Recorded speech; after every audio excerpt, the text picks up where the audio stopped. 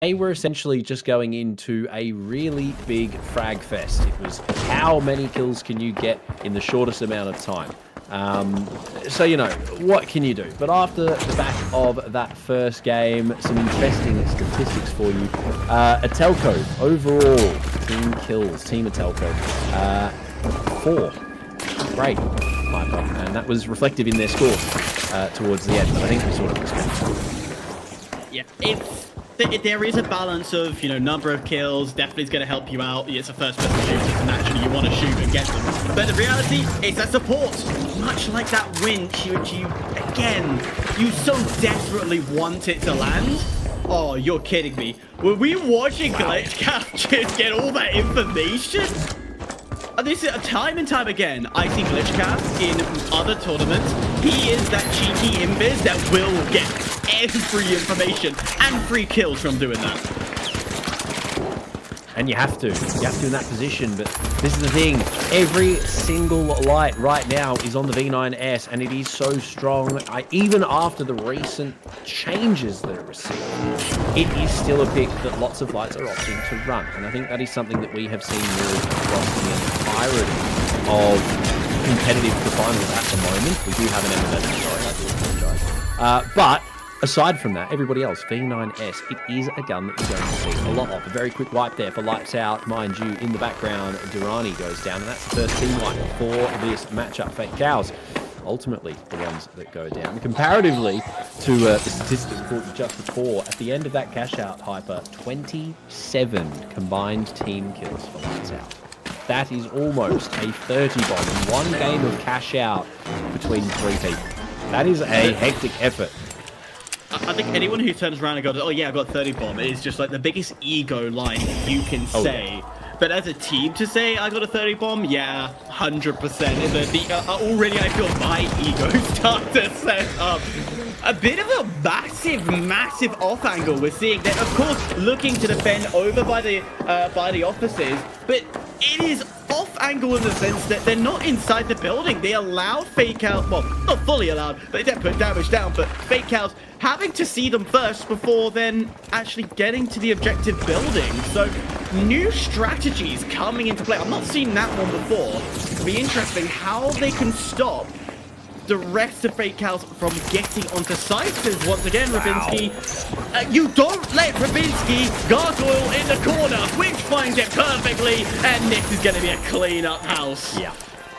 Highlight there for me, Durrani, perfect winch, pulls him out of range of the H-Infuser. You see it fly on by, and the health just drops down on dead plate. And there's not much you can do in that situation if you're dead plate. You've got a light and a heavy hitting you. Shack 50, mind you, hits like a bus.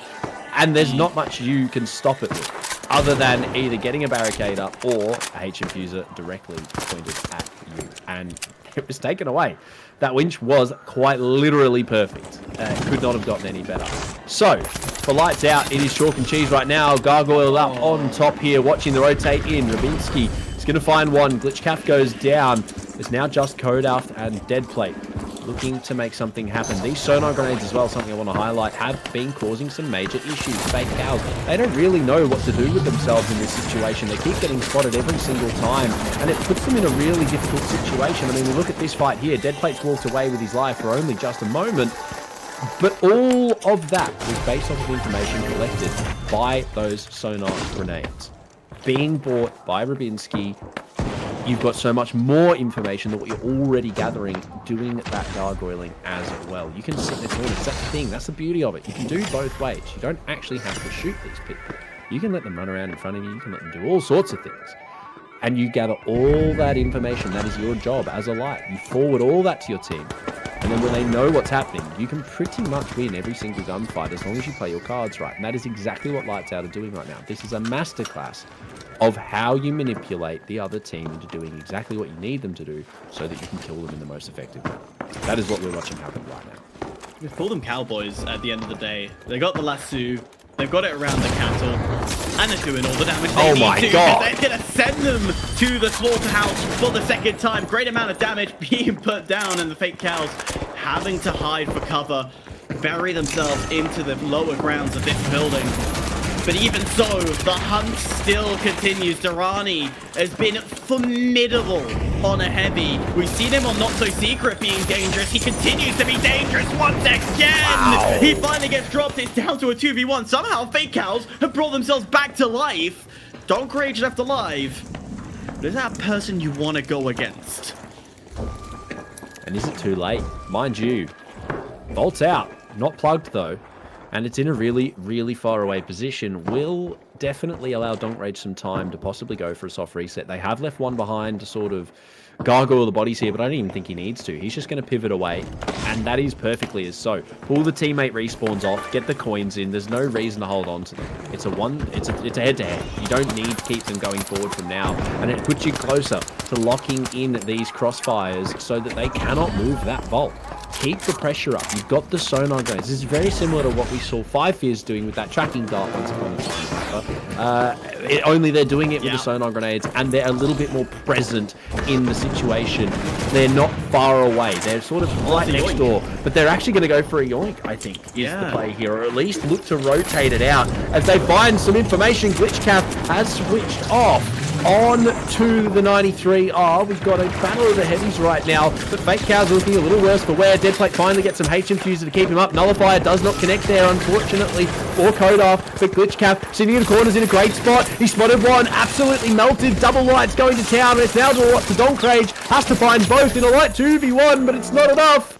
Elbow to the chin.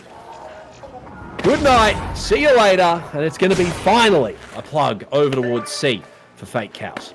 Lights Out had all the positioning that they should have had. They started that second fight situated on top of the bridge, meaning they controlled the C side. If they wanted to rotate B, they had that rotation. They could go across. Everything was lined up. But Lights Out, their playstyle has always been aggressive. Donk Rage, Rubinsky, and then Persons, who usually stays on that roster, they don't want to wait around. They like those kills. They like to apply the pressure. They want Fake Cows to scramble and go everywhere. But with Durrani in here, Durrani plays more of secret strategies, which is more in the sense of, I'm happy to keep hold of that position. So a conflict of interest meant that attack oh my gosh, just went unfounded, and that is a great win. Yeah, that is good. That was a great winch. Yeah, take notes. However he did that jump winch, you need to learn it, because that was crazy. Mind you, whatever's going on right now, Fake Cows are in the driving seat. Good glitch barrel, but unfortunately gets dropped down way too far. Durrani finds the opening. Glitchcap is taken out of it very quickly, and the momentum now switches. We spoke about Lights Out being aggressive, and they're looking to do just that. Heavy's very quickly taken off the board, and a fast rotate back up top to the gateway. A masterclass in movement right here for Fake Cows, but it's all up to Kodaft. Does he choose to deny, or does he choose to leave? He's going to choose to leave it. Barricades collected, and he's going to opt to wait for the coins. If he can maybe find the body, he might be able to go for a soft reset. He has to wait for the coins. He can't find it. They're being held. Project, you have to remember, this will determine who is going to stand on the throne. So you get a little break. You get a rest for another 2 rounds. So this is important. Final few seconds. We look at about 20 seconds left on that clock. You have to start pushing in if you're Fake Cows. Already Glitchcap taken down to the floor. Kodaf low. But they're all bunched together. RPG's going to land. Open things up. Winchlet misses where it needs to. But now the Shack is in danger territory. Nothing can come for it.